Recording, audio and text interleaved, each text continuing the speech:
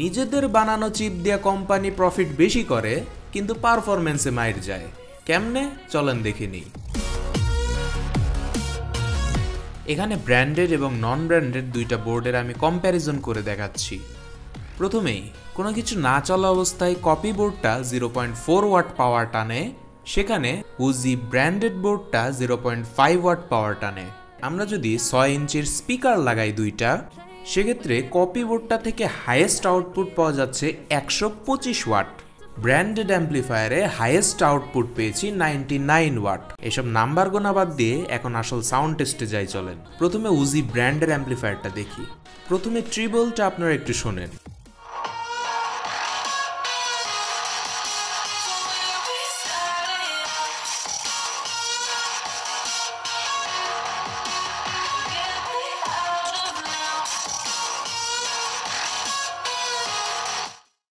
এখন কপি বোর্ডটার ট্রিবলটা একটু শুনেন।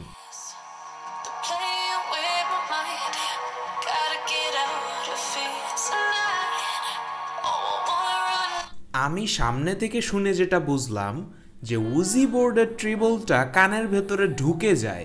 ভোকাল কন্ট্রোলিংয়ের যে ব্যাপারটা, ভয়েসটা এমনভাবে ম্যানুপুলেট হয় যে টিনের চালের মতো আওয়াজ আসে। অপরদিকে কোনো ব্র্যান্ড ছাড়া যে বোর্ডটা, এটা ট্রিবল আউটপুটটা খুবই সুন্দর। আওয়াজটা কানের মধ্যে কোনো কর্কশ ফিলিং সৃষ্টি করছে না। এখন যদি আপনাদেরকে বেসটা একটু শোনাই,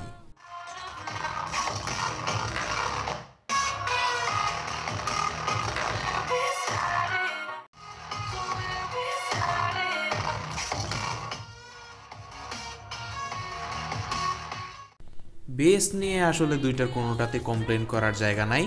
দুইটা একদম সেম বেসই দেয়, সেম ফ্রিকোয়েন্সি, সেম লেভেল, সব কিছুই একই। শুধুমাত্র আপনারা ওয়াটটা একটু বেশি পাবেন যেটা নন ব্র্যান্ডেড বোর্ড সেটাতে। এখন অ্যাম্প্লিফায়ারগুলোর সুইট রেঞ্জ সম্পর্কে আলোচনা করি। প্রথমে ব্র্যান্ডেড অ্যাম্প্লিফায়ারটা অ্যানালিসিস করি। এটাতে 50 ওয়াটের বেশি নিলে সাউন্ড অফ হয়ে যাচ্ছে,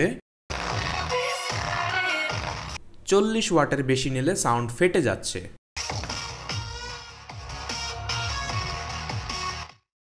তো উজি ব্র্যান্ডের অ্যাম্প্লিফায়ার যদি আপনি কিনে থাকেন তাহলে 40 ওয়াট আপনার সুইট রেঞ্জ, মানে প্রত্যেকটা স্পিকারে 20 ওয়াট করে আসছে।